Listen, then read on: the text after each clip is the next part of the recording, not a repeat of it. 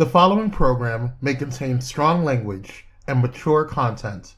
Viewer discretion is advised.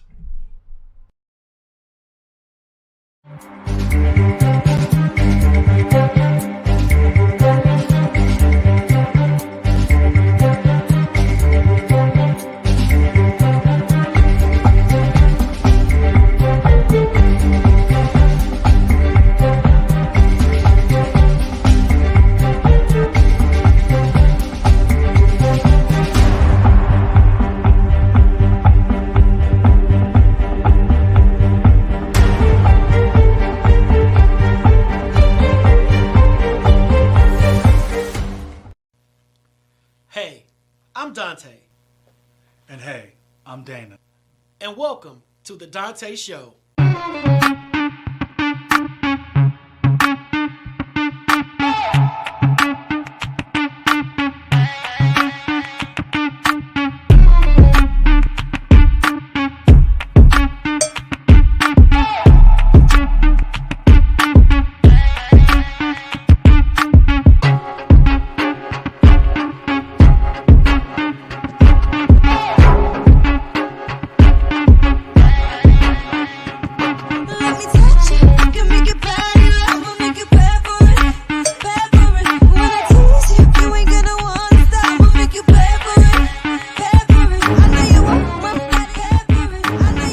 What's up, Village? It's your boy Kwame, the man with the plan behind the stands. I'm going to go ahead and make this quick because some of y'all got mouths and be talking mess in the comments and saying that the intro commercial is too long. So, I got something for you. Here we go. Let's get into it. Before we bring out these awesome kings, I need you to stop what you're doing. Excuse me? Excuse me? Ma'am, sir, you, you. Whether you're watching on Facebook, Twitter, or YouTube, I need you to go ahead and share this live stream. Donta and Dana didn't get all dressed up for you not to share their melanated goodness, so share. You share everything else up in here. Share some quality content for your boys. Now that we mentioned YouTube, are you subscribed to the Donta Show's YouTube? Oh, you're not? Oh, girl. I'm going to need y'all to get it together. Join the village. Go over to www.youtube.com/Donta Morrison. And when you get a chance, head over to Dr. Morrison's. That's right, your boy got his PhD. Head over to Dr. Donta Morrison's website, www.dontamorrison.com, where you can learn more about the man, the myth, the legend known as Donta. And while you're at it, grab some TDS merch and his books. Yes, purchase those smutty books filled with smut. Grab The End of the Rainbow and Yesterday Clarified. And last but not least, head over to the company that put this all together, Pyro Media Network. Pyro Media Network is a proactive network focused on providing an innovative space for content creators and entrepreneurs. PMN is dedicated to giving its viewers a diverse entertainment experience while helping content creators elevate their production, engagement, and overall branding. To date, PMN has reached over 1 million viewers and listeners internationally, produced over 52 successful shows with high ratings and fanfare, and has housed over 60 content creators, brands, and businesses through entertainment and consulting services exclusive to PMN. Pyro Media Network is a network that makes you feel at home. So if you have an idea for a show, podcast, or need some professional video and audio production for your business or brand, then join the Pyro family today. Go ahead and visit www.pyromedianetwork.com and we will show you how to go to the next level. Ladies and gentlemen, without further ado, please help me welcome my brothers from another mother, the dynamic duo, the melanated kings themselves, Donta and Dana. Let's get it. Let's go.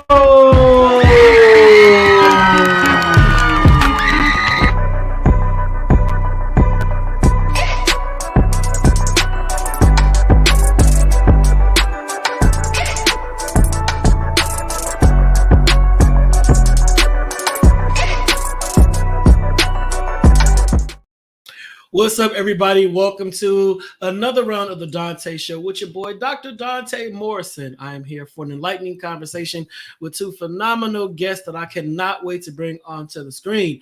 So hopefully you are just as excited about this conversation as I am. But before we go any further, shout out to you for just being you. Shout out to you for waking up this morning and just pushing through this day. Shout out to you for not giving up. When many have tried, many have wanted to, and many have thought about it, you said, you know what?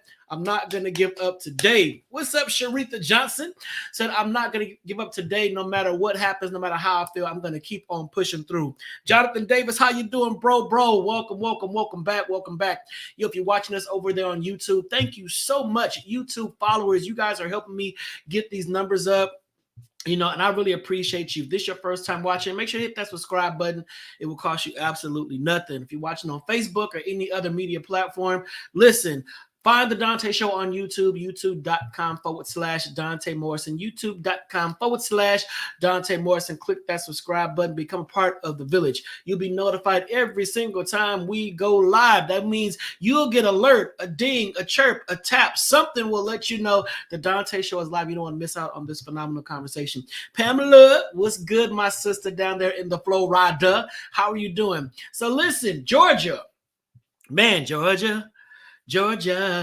how we going? How and why? I mean, kudos to Ralph Warnock, Senator Ralph Warnock. Kudos to you, sir. I mean, you scraped by. You got the win. 51 seats. You got the win. So I guess we can applaud. We can applaud that. But the mere fact that Herschel Walker was that close behind speaks volumes about the mentality of that state. And notice I said that state because some of y'all are still delusional enough to think that Atlanta is a state. No, Atlanta is a city in the state of Georgia. So all of y'all fleeing your little towns and villages to get to Atlanta. I'm going to Atlanta. No, you're going to Georgia. You're going to Georgia. All right. I mean, let's call a thing, a spade a spade. You're going to Georgia. And today, Georgia has proven that it is not progressive. Georgia is not thinking about y'all. Georgia is like, we're going to be Georgians. We're going to do what Georgia do. And just the what we had to witness and experience and live in these other cities and states and just sitting back watching Georgia and Georgians deal with this has been like, wow, this is America still. But again, I say kudos and congratulations to Ralph Warnock for pulling it off by the hair on his chinny chin. He made it work. Those of you that voted, thank you for showing them at the polls because listen, your vote made a difference. You could have stayed home and that been that one vote that allowed Herschel to walk on in, but your vote made a difference. So kudos to you for voting. I know it probably was not easy. You were tired, you were drained, you were over it, but you went out and made it happen. But yet again, Georgia, the nation watched, the nation sat back, the nation chuckled, and we're here. We're here for it. We done rolled this ride before. We done rolled that Trump train, so we rolled this ride before. We have sat back and we have seen politics be politics, and we have been like, wow, here we go again. But that's all I'm gonna say about that.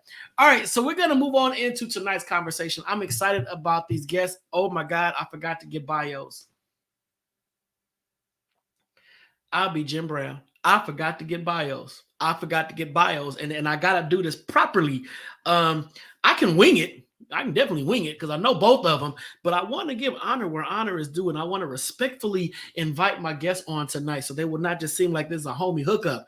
But these two individuals are Black men that I look to, that I admire, that I love, and that I'm very proud of, to be quite honest. And to have them on my show tonight speaks volumes, one, about what they think of me. And the fact that they was like, yeah, Donta, we'll come on, because thank you for that, because I may not have a billion numbers, but what I do have is integrity. I have integrity. So I'm glad that these two gentlemen said, yeah, I'm going to carve out time to be on your show. We're on to bigger and better things, and you are part of that bigger, better thing, Dr. Donta Marcel Morrison.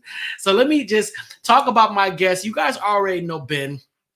I mean, Ben is no stranger to the Donta Show. Elder Ben Carlton, author, elder, man of mystery, international, just this guy. He is that guy. But one thing about Ben has a heart of gold. Ben loves people, and most importantly, he loves God's people. And he has just this welcoming spirit about him that is like, yo, let's all just do this together. All this back and forth and rah-rah about that, we all gonna die, and we all either gonna go up or go down.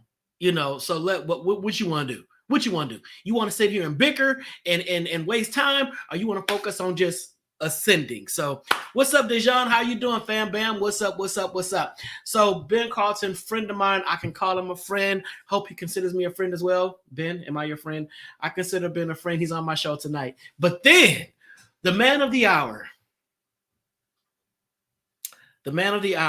for this show is Bishop Cedrick Bridgeforth. Bishop Cedrick Bridgeforth. Let me talk about Cedrick for a minute. So when I was writing my dissertation, I reached out to Cedrick. I said, yo, sir, I'm trying to get this dissertation. I'm talking about the Black church and yada, yada, yada. And he was giving me like, well, call this dude, interview this dude, yada, yada, yada, bliggity, blah, blah, blah. Came through on that front. Then I said, yo, Cedrick, I'm doing this thing with Black pastors as part of the HIV vaccine trial network. And I need to get Black churches on board to have conversations about COVID and HIV vaccines. And will you do a conversation with me? He was like, sure. What's the date?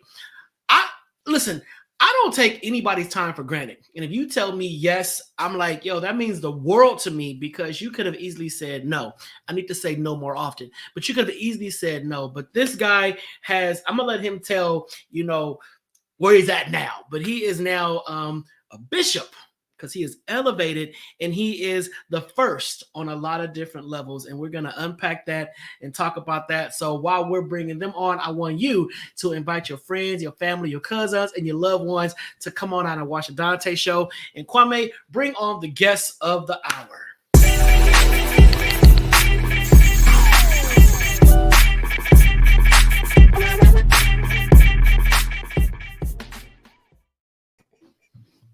Hey, friends. Hey, what's up? What it do? I am glad y'all are here. Thank y'all so much for taking time out to just join me on this Taco Tuesday, to just have this very important, much needed conversation that I pray will inspire others and just let them say, like, you know what? Finally, we're seeing some progress in the midst of all this confusion. But before we dive into that, what are your thoughts on Georgia? Let's just go there. Go. One, absolutely excited that the right reverend, who is also a member of the greatest fraternity on earth, the Alpha Phi Alpha Fraternity Incorporated, has kept his seat in the United States Senate. But as you mentioned, it's so sad that it came this close.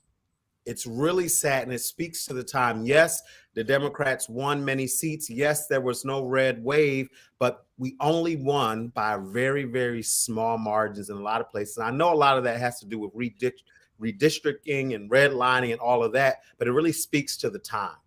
And so it is very important for us to continue the work past elections, to continue to motivate people to get involved. And there's so many issues on the line today that will affect our lives right now in the Supreme Court, which is tilted to the wrong side of right, and to the Senate, the Congress. Everything is just so detrimental right now that we cannot celebrate too much, because we still got a lot of work to do. But kudos to the good people of Georgia who stood in line. I knew people who stood in line for 2-3 hours to cast their vote. So congratulations. Right. Yeah, and I think I agree. I think it's great that Brother Warnock was able to pull out the win. But the fact that we had to do this way in this time, I think speaks volumes. And for me, it's a clarion call for the attention we need to pay to our elections at the lowest levels possible. We really need to pay closer attention to those commissioner elections, to school board elections, because those are gateway elections to city councils, to the assembly, and on up. And so we really have to pay closer attention to that. And I heard a report on NPR a few days ago, and I don't remember who the guest was, but he was calling for kind of a national reckoning, a revival, if you will, to where we have to get back to a place where we can have a conversation about right. We can have a conversation about truth. We can have a conversation about decency, right? Because all of those three are up for grabs right now, and it's sending us down what I think is it's a death march that we're all participating in. And I like how Ben basically said we got to keep it going, because I've noticed in times past we celebrate too soon, celebrate too quick. You know, we put down all of our, you know, our regalia and whatnot and just set to the side, not realizing that there is still a lot of work that needs to be done.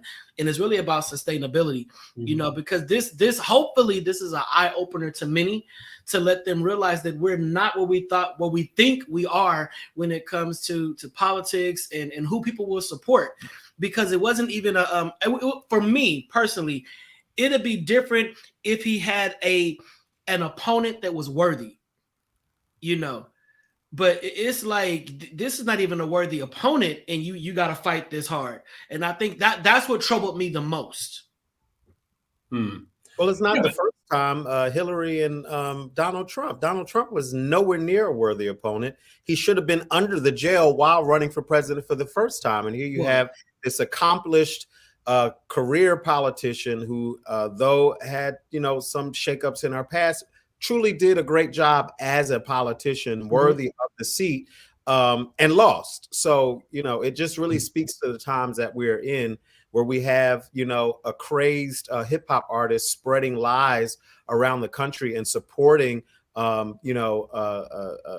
rhetoric and language that is anti-Black, anti-Jewish, and you got people reconciling with his messages and making sense of it. So it really speaks to the times that we're in. They're crazy.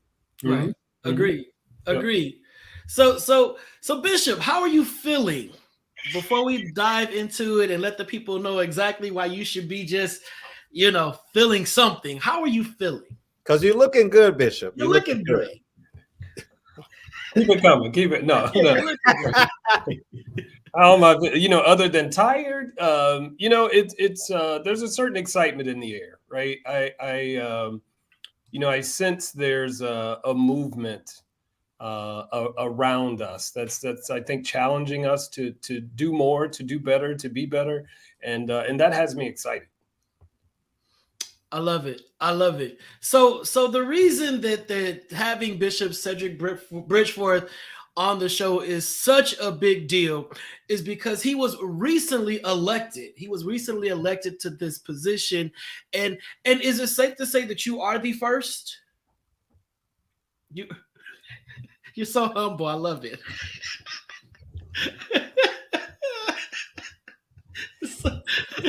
I wish I had some kind of drum roll and pomp and circumstance music to play as we talk about this.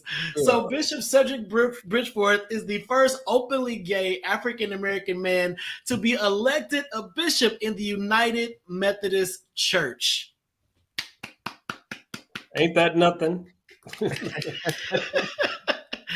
And I think for me personally, I think it is a great summation of your book, you know, of your life's work and everything, because it's kind of like oftentimes we go through things in life and it's like, why am I going through this, Lord? Why am I dealing with this, Lord? Lord, what's happening? But you are literally standing in a space that was prepared specifically for you before you were even born. I don't know if you saw yourself in this role or in this position, but when it came down that you got 63 over votes, you only need 63, but you got the number of votes that you needed in support. You know, how did that feel? You know, I was overwhelmed, elated, humbled, probably more so than anything, because I was never that guy who thought I was supposed to be anything or do anything all that spectacular in the world. So I'm always probably the most surprised person in the room when something wonderful happens. But you know, the fact that my colleagues, you know, those I have known and worked with for over 2 decades, you know, and people I had never met before, never had a conversation with, saw something, responded to a move of God, or somebody next to him nudging him saying, vote for this guy. However it happened, you know, the fact that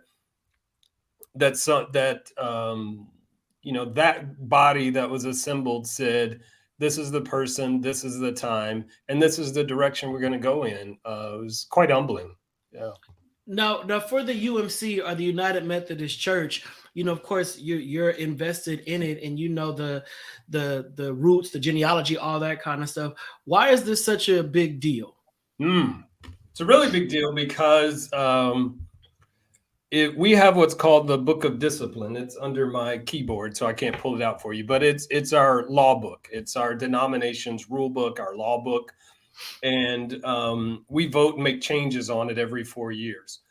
In 1972, there was a drastic change that was made within our Book of Discipline, and it added a sentence that has haunted the church, and I think added to its quick demise since then. And that statement that was added in 1972 says that homosexuality is incompatible with Christian teaching.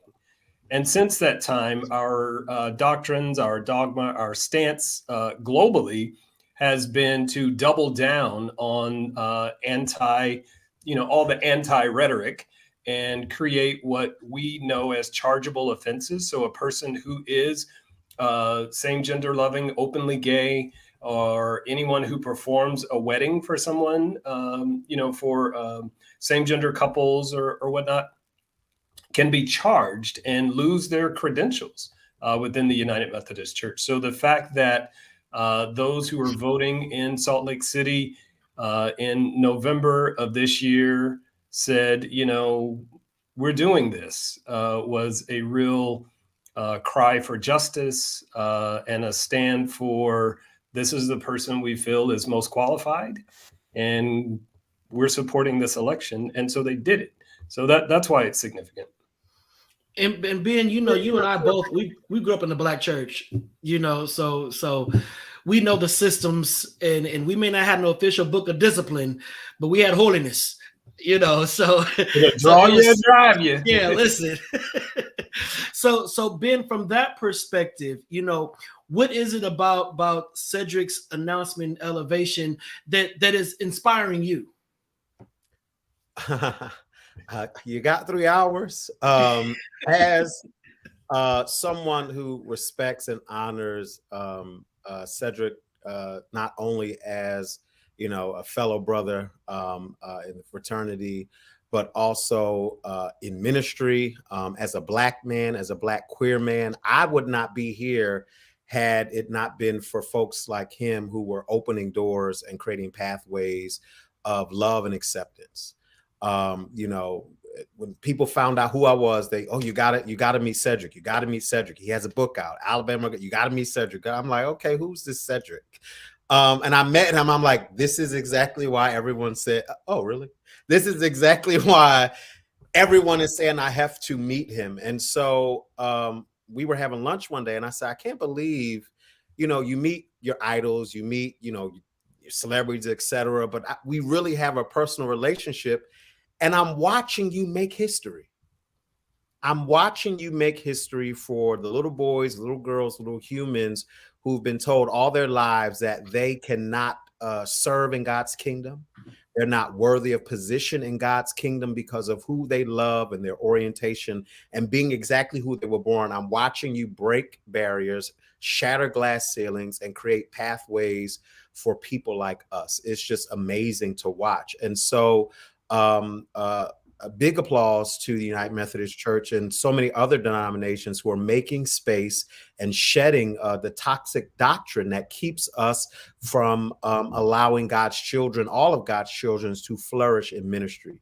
And so it is amazing to watch, be a part, and know that he's not the last because he doesn't just make space for himself, but knowing him and a lot of the people lives that he's impacted, knowing he's going to make space for so many more people just like him.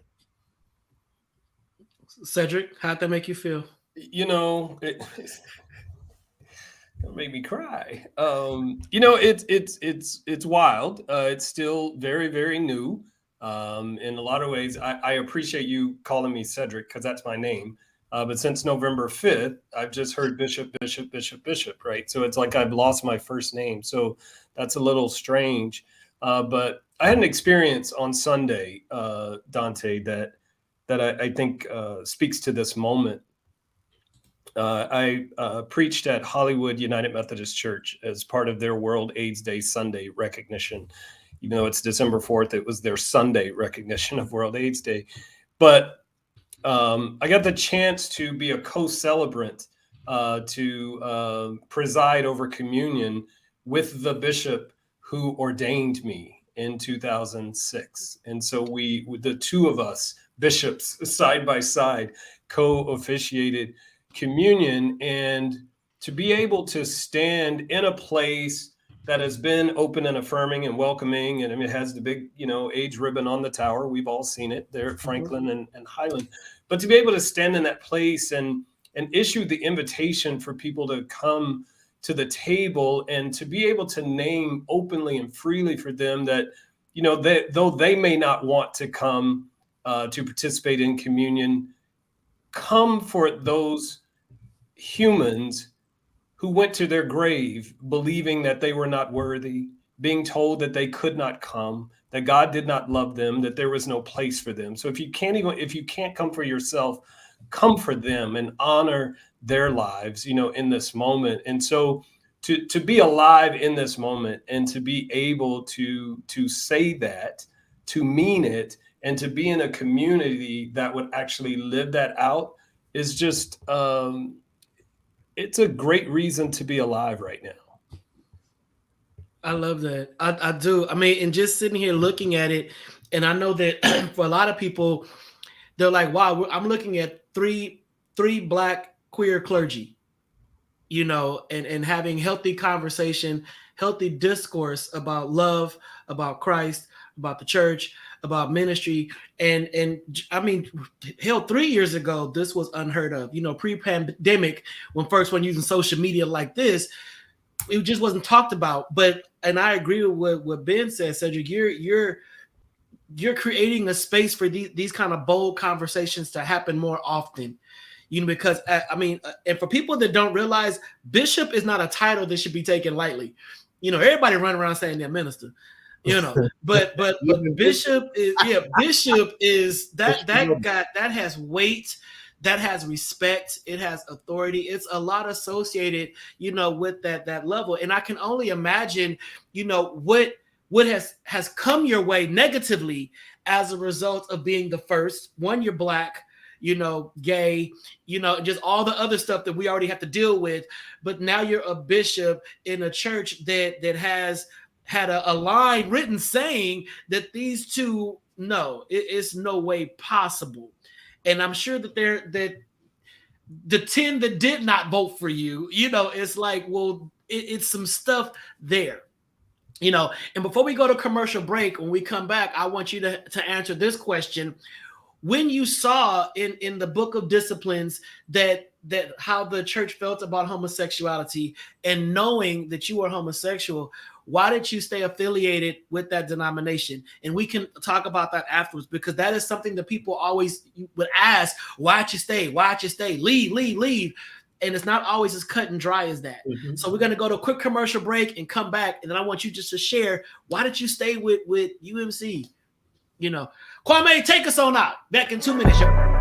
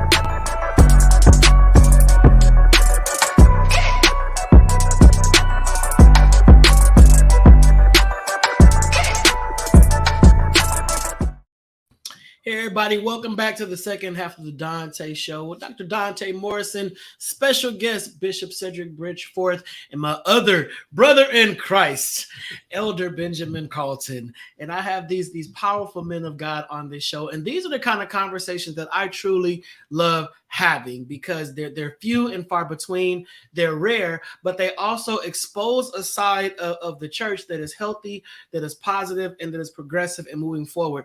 And people right now need to know that there is some forward movement happening. There is change happening, but it's a process. It is a process. This is definitely a marathon, not a sprint.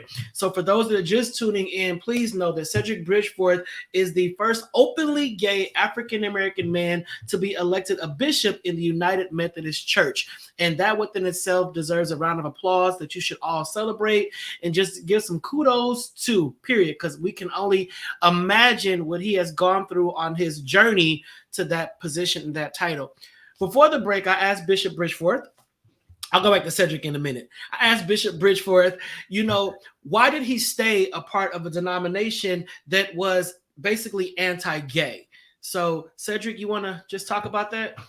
Yeah, a couple of things. Thanks for the question, and I think it's one that we always need to ask and examine. I think all of us as people of faith need to always examine why we are where we are. And I think the question is apropos because I was just at dinner with some colleagues, and one of them talked about an experience that she had when she was in seminary. And she said that she was, debating leaving a particular student group, but one of her mentors challenged her not to leave that group because she said it's impossible for you to make change from the outside. So that was just something that was just spoken about 45 minutes ago. But my answer to your question connects with that. One, the United Methodist Church is a church of my childhood. So it's family, that's where I spent time with my family. That's where I understood that family had so much more to do with affinity than biology. And so the church was just a part of nurturing me. And as I, came into adulthood and started examining what it meant to explore a call to ministry, yes, knew full well I was just as gay as the day is long. But my ministry was to be in administration and academia.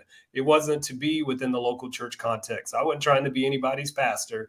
I was going to follow the call of God and live that out through administration and teaching in the academy. But while pursuing that, I was invited to participate in a pilot program here in Los Angeles while completing my studies, to serve as a part-time student local pastor, just as a pilot project. And so I said yes to that and got into it. The church started growing.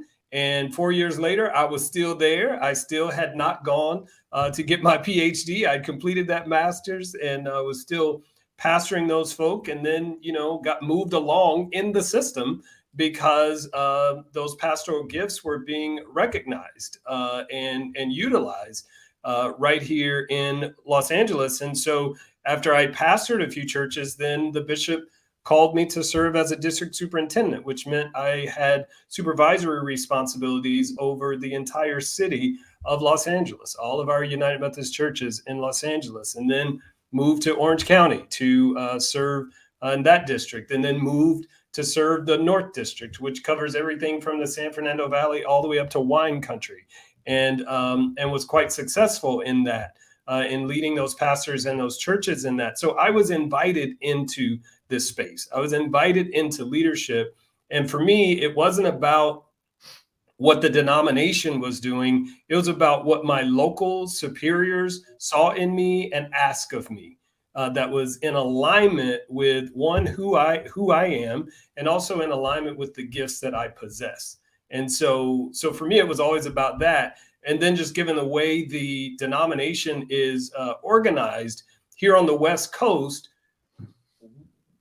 we don't really live in a world that says homosexuality is incompatible with Christian teaching. We live as though there's a lot in the book of discipline that's incompatible with Christian teaching. And so that's just a whole other thing. And so, but we've had to wrestle with that, through the years. We've had to wrestle with that because it doesn't preclude someone from, Zimbabwe or someone from South Carolina or someone from Texas, filing charges or complaints against us, for living the way that we believe is a faithful way to live. So for me, it wasn't about being, anti, book of discipline. It was really about being faithful to the call and being in alignment with what those in charge of me and my peers, were asking of me. I love that. Go ahead, Ben. I'm sorry. Go ahead. Next, how do you not retreat when you are faced with backlash, criticism,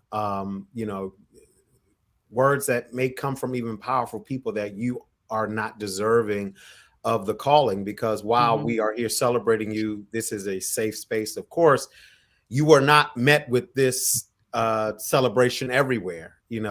Pastors I know had made the news, threatened to leave the denomination. And, we were at church Sunday at Crosswords United Methodist in Compton. And after, he got finished giving his, intro and saying, hey to everybody, he said, and I want to give honor to my partner, Christopher. And he just kept going right over as if he didn't say it. And then he circled back and he said, you heard that right. And then he said, if you have issue with it, just tap your neighbor and they'll tell you a little bit more about it. And I looked at my neighbor. I was like, oh, well.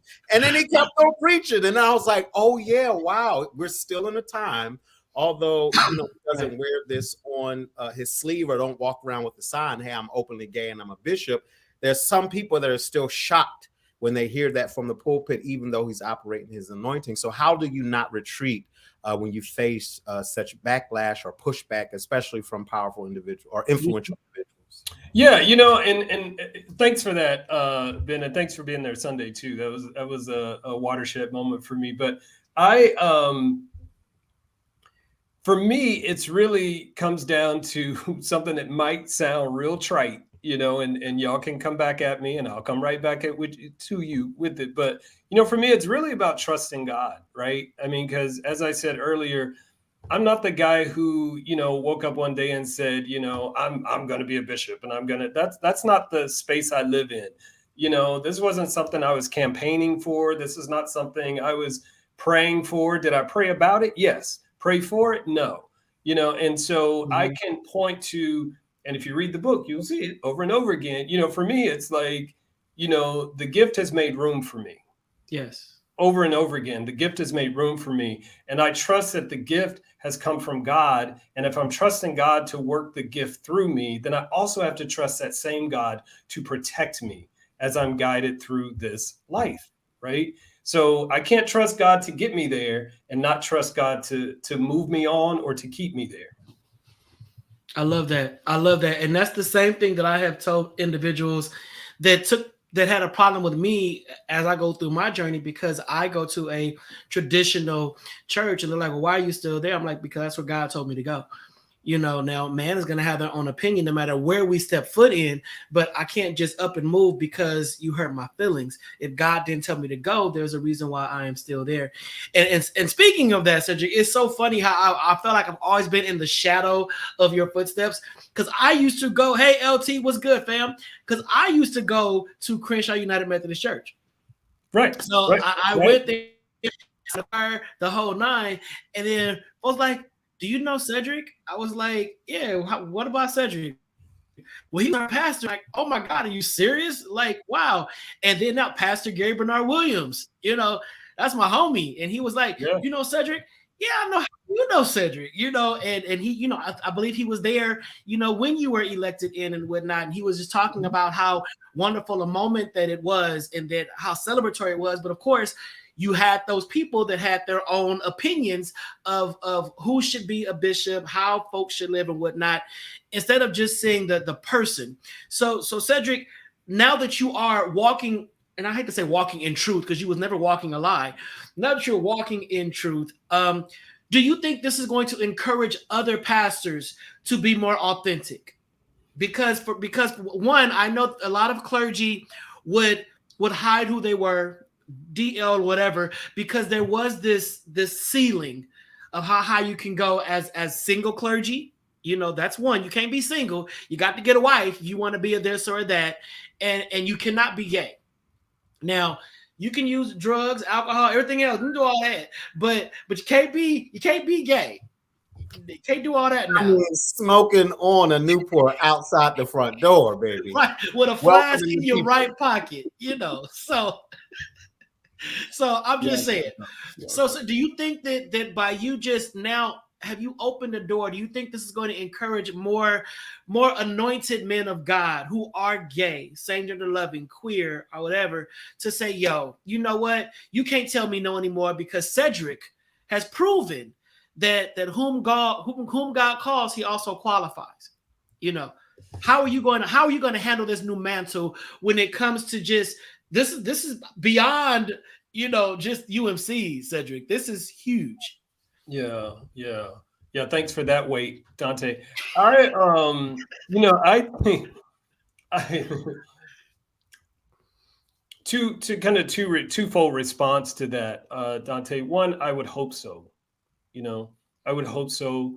Not that that's solely what this is about, right? But that I would hope that would be some of the fruit, that we get to that's manifests on the other side. But beyond that, my hope is that just by me telling my story, the election notwithstanding, right? Just by me telling my story, I would hope it would inspire everyone who hears it to dare to be more authentic, to be more and I don't mean authentic in that you need to write a memoir or you need to tell everybody all the dirty details of your life and your being, but that you can be honest with yourself, and you can respect yourself. You can love yourself. You can pat your own self on the back. You can encourage yourself to take some strides toward being a better you. That's what I ultimately hope for in my life, my ministry, my work, and in my relationships. And if this platform allows that to happen, and we get to really push the envelope and have greater inclusivity and greater authenticity in all of our relationships, personally and professionally, then I think the fight's worth fighting. Do you think that your elevation or the pseudo acceptance had to do with the fact that the UMC is kind of racially diverse? Well, we're still, the denomination overall in the United States is 91% white. In Southern California, that's skewed a little bit because we are more ethnically diverse with the variety of language and cultural ministries that we have. And then globally, with 46% of our membership being outside the United States, the majority being on the continent of Africa, followed by the Philippines, and then some in Europe. That actually skews us more conservative globally, but within the United States, we do tend to lean more central to progressive. But this election only happened because it's in the Western jurisdiction, which is skewed very heavily to the left of center, if you will.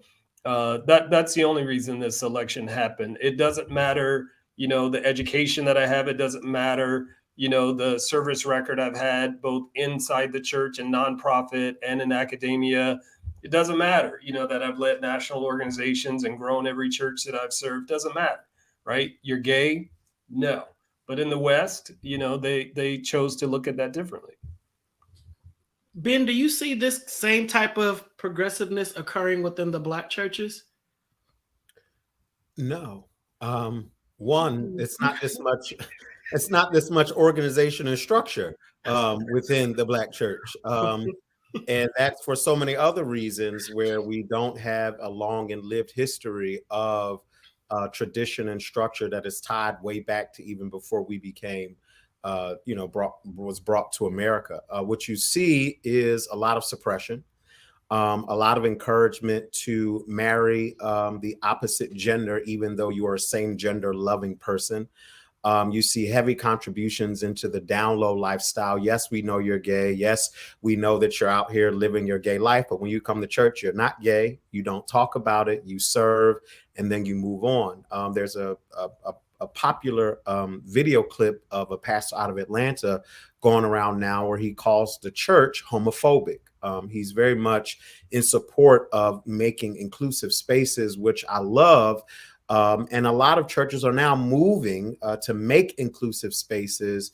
There's a couple of churches here in Los Angeles have made spaces inclusive where you can be gay, you can be out, you can come, but you're limited in your service. You're limited in the ministry you receive. If you want to marry a same gender loving person, you can't receive marriage counseling.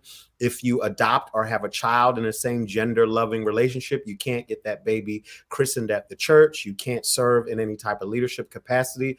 And I would beg to say that that is not really being inclusive. It's being oppressive. And, you know, religion overall has had a terrible history of pressing and pushing oppressive practices that causes people to accept the condition that they're in and hope for a better life after you die. If you're poor, accept that and God will bless you after it. If you're gay, you're going to hell if you don't get delivered, but God will accept you after. If you're, you know, before we got to this time, if you were Black, you stay in your Black position, you're cursed, and God will bless you in the afterlife. If you're a slave, you just hold on to God's unchanging hand. God will bless you in the afterlife. So no, this is not happening heavily in the Black church, but it needs to, because most of the Black queer talent, Black queer people of God, take that any way you want, who are responsible for the culture of the Black church are being silenced by the Black church. And that is absolutely inequitable and unfair and so anti and opposite of the nature and love of God. Yeah, and I thank you for that, Benjamin.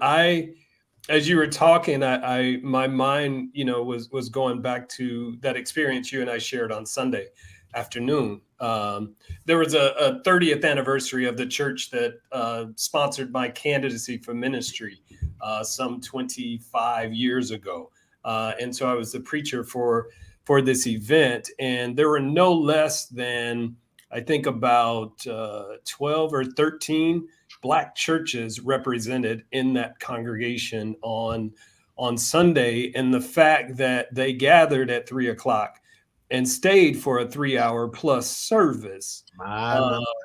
Hey, but we had a time. I haven't had a time like that in a minute, or at least 3 hours. I hadn't, you know, but anyway, but the fact that we were all Black, save 2 people, you know, in the whole congregation, you know, gathered in that moment. And, you know, one celebrated the 30th anniversary of this ministry in Compton, but then also celebrated this election, right? It was a win for the community. It wasn't about this guy, right? It was about something we had experienced together, right? And it was like we, you know, were elected, and we were now going out, you know, to serve the church in the world in a broader way. And that was the Black part of the United Methodist Church in Southern California celebrating that, right? And I don't want that to get lost in the Black church hates gay people kind of conversation, because I can tell you firsthand and show you the video, you know, where that was not the reality, right?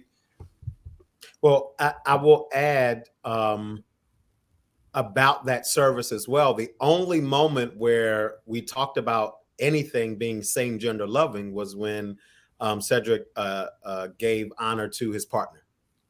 And after that, it was all about the accolades, the accomplishments. That ministry, the Crossroads, and the current pastor and your pastor, who was like the mother of all the pastors that were there, really had a service ministry that served the community, that gave back in great ways and great strides. And I think when the focus is put back on service and not who I am in bed with, when the focus is put back on being the arm and extension of God in the community, being love and light in the community. I mean, I'm so sorry, I forgot her name. Who was the former pastor?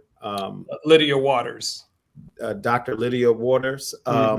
She talked about walking in the community at all type of hours and being of service, and the Nation of Islam protected her as she walked the streets.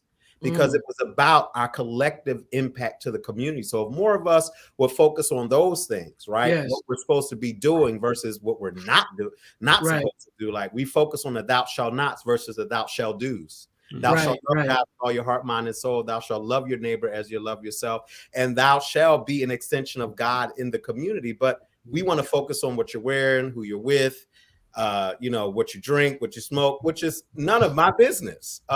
So I really appreciated that moment. I was like, I have not been, because I come from a service family. I come from a service ministry in Philadelphia, and to hear all that church was doing in that community for Black people, for our people, from the Black men's impartation to the Black women impartation, it was just amazing. No one came and said, oh, we're coming to hear the gay bishop. No, we're coming to hear someone who has had great impact in Compton and Crenshaw and so many other places. And that's where our focus needs to be. I know it was a long answer, but yeah. No, that was solid. I think that's important too, because it just shows how we gotta put the people before the problem.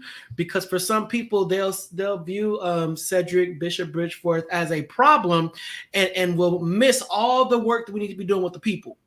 And I think that is crucial when it comes to just faith communities as a whole, that we're losing that service mindset. We're focusing more on the profit and whatnot, but we're missing the people. And I have a heart for the people because I want the people to be okay. Regardless of how you believe, who you believe in, are you okay? Because no one's going to come to Christ if they're starving, if they're being bullied and all that kind of stuff. They're not going to come to Christ. So we have to make spaces not only affirming, but also welcoming. Because whether your church is progressive and gay friendly, you still can have a bunch of a-holes up in there that's ruining the ministry. And I think we got to just change that mindset. So last question, Bishop Bridgeforth, what is your plan? What are you going to do with this phenomenal title and charge that you now have? What kind of change do you plan to create, instill, and implement? Yeah, good question. I plan as of January 1 to arrive in the Seattle area and serve as the resident bishop of the greater Northwest area, where I will have charge over all of our ministries in Oregon, Idaho, Alaska, Washington, and Southwest Canada. And what I want to impart there is a spirit of hospitality, a spirit of service and compassion. And however you get to that, you get there. But that's the destination. So wait a minute. So basically you're leaving LA. Oh yeah, you didn't know that? Yeah. You just real quick. So after I leave LA, what I'm going to do is yeah, and I'm going to an area, and I think this is important to impart this in this space as well. I'm assigned to an area. I just named where it is. There are no Black churches in that area. There are 2 Black clergy serving in that region. So I'm going, and I'm bringing my spouse with me, and we will lead the area, for the foreseeable future, right? And so that's going to require, establishing relationship, understanding the politic, and and pulling the best resources we can together. So I'll have to rely on, Dante Morrison. I'll have to rely on Benjamin Carlton, to come and help us, right, in that great work that we have to do there. So it's not work that I do by myself, right? I mean, so part of being a good leader is knowing who needs to lead with you. Man, that's game changing. You are definitely going to be a book on the shelves of a lot of people. So just prepare yourself for it. I mean, that is a huge mandate. That's a huge undertaking, not just for you, but for anyone. Because we're talking a region that needs change, a territory, if you will, that needs change. It's going to take a lot of prayer, a lot of fasting, a lot of love, a lot of ambition, and a lot of long nights. So I'm going to keep you and your partner lifted in prayer, because you're definitely going to need it. And you're also going to need an ear. So if you ever want to call and just have ratchet conversation, non-church related, listen, hit me up. Not me. I'm saved. Yeah, hit me up. I'll three-way in Ben. You know, and even if I don't call you, I can hop on every Monday and Tuesday at 8:00. Right. Listen. Yeah, because I know a lot of pastors are not allowed to be human. Mm-hmm. You know, so if you want to have that human moment, you know, Donta and Ben, we got you. We got you. You I do my human in public too. I do that too. I love it. I love it. We're gonna wrap it up. Bishop, anything you want to say in closing, and then Ben, get your closing speech together. Bishop, you can go first, sir. Yeah, you know, for me, it's it's a privilege to be back with you again, Donta, and please, you know, don't lose my number for sure. I won't. Pull me in anytime I'm available. Love to come be with you in the community. You know, I just want people to be well. You know, I want people to be well. And so if it's people in your life who's not contributing to your wellness, let them go.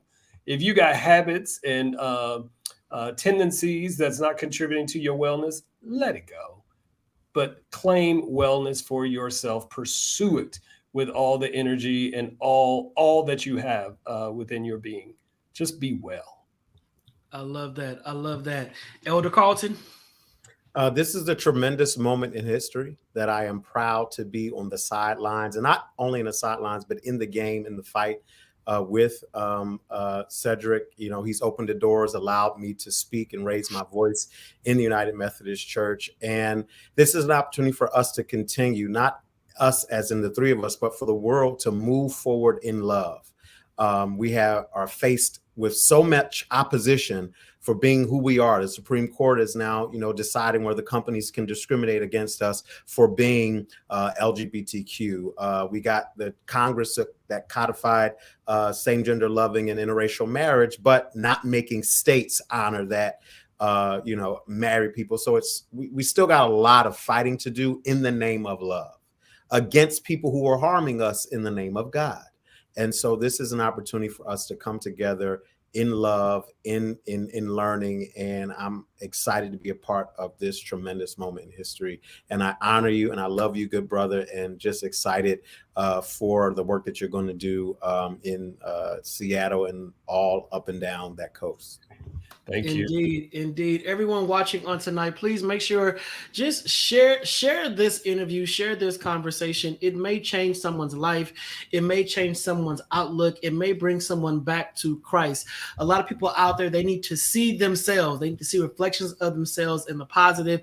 And this was positive dialogue with three Black men that are really just about change and about people. So I'm just going to ask you, if you're part of the Donta Show Village, the Thai Squad, or just someone that just happened to jump on in, share this interview, share this conversation, and just let people know, all hope is not lost. There is change coming. There is change happening, but there's a lot more work that needs to be done. If this is your first time watching, make sure to subscribe. Click that subscribe button. Donta Morrison, go ahead. YouTube.com/Donta Morrison. Subscribe, like, follow. It will cost you absolutely nothing. Go ahead and find your boy over there on the YouTube, Donta_Morrison on YouTube. Just click that like button on YouTube. Follow me there. Village, you know I rocks with you. I love you. Without you, I would just be a guy talking to myself. So Village, I appreciate you. I thank you for tuning in on tonight. I will see y'all next Monday night, 8 p.m. Pacific Standard Time, right here on Facebook Live and YouTube. Also, make sure to wear your mask, wash your hands,